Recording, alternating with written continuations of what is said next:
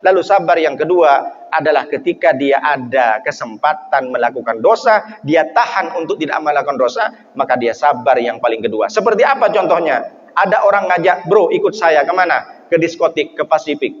Aku bayar semuanya, kamu nginep di sana 3 hari 3 malam, aku bayarkan traktir semua. Tapi dia tahan meskipun ada kesempatan. Maka dia sabar yang nomor 2. Sabar menahan untuk tidak melakukan dosa adalah sabar yang kedua. Seperti contoh apa agaknya? Contoh misalkan ada anak muda, ganteng, glowing, sispek, anak kos-kosan, masih muda, jalan di mall. Setelah jalan di mall, ganteng luar biasa macam artis, selegram. Kemudian ada tante-tante. Tengok tante, dilempar pakai kertas sama si pemuda itu. Ditengok, nomor HP, japri dong. Call me please. Akhirnya si pemuda dibawa nomor HP ini yang dikasih tante-tante pulang ke rumah kos-kosannya. Sampai ke rumah kos-kosannya dihidupin kompor, gas, dibakar. Ditengok sama kawannya, apa yang kau bakar? Nomor-nomor tante, nomor HP tante. Kenapa kau bakar? Bodoh kau. Kata orang ini dia bilang bodoh. Siapa tante? Kaya, punya pengawal, mobil Alphard. Seandainya aku mau sama dia, katanya aku dikasih rumah. Bodoh kali kamu, rezeki kok ditolak. Kata kawannya. Orang yang pemuda yang bakar nomor tante ini adalah orang yang sabar karena dia ada kesempatan untuk berbuat dosa tapi tidak melakukan.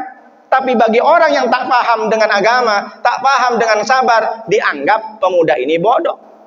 Ketika kita sudah melakukan sesuatu ditraktir oleh orang, ada orang ngajak melakukan dosa tapi kita tahan, kita termasuk orang sabar. Jadi sabar itu bukan karena ujian saja. Sabar kepada ujian level terendah. Sabar yang kedua adalah menahan untuk tidak melakukan dosa meskipun ada yang menanggung gratis untuk melakukan dosa. Sabar yang kedua. Contoh kalau ibu-ibu mohon maaf ada kesempatan jadi pelakor, tak jadi pelakor.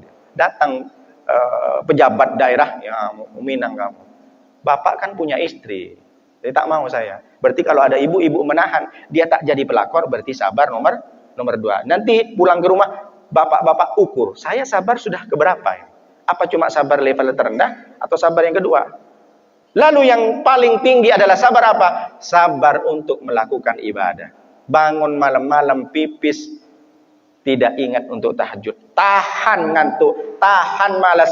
Bangun malam-malam. Kalau ada bapak merasakan jam 12, jam 1, jam 2, jam 3, tiba-tiba pengen kencing. Bukan tidak sengaja, Allah sudah membangunkan kita.